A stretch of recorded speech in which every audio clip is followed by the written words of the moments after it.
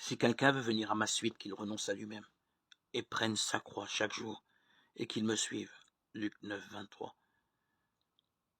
Il faut se rappeler que Jésus a rencontré la croix au terme d'un chemin de fidélité. Il a voulu accomplir sa mission. Il n'a voulu ni fuir ni se renier. La croix a été le prix de sa fidélité.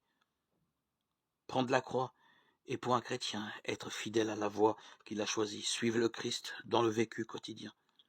Généralement, cette décision provoque des oppositions, des contradictions.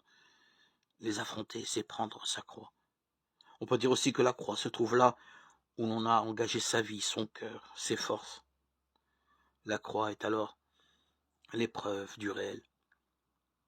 Au lieu de se réfugier dans le rêve, au lieu de se récriminer contre ce qui est, le croyant qui veut prendre sa croix, lui aussi, décide de vivre son amour, sa foi, ses engagements, dans la réalité telle qu'elle se présente ou se dévoile.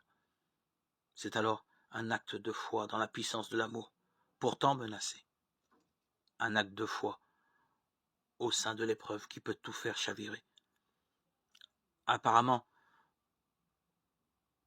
cela pourrait paraître un rêve de bonheur.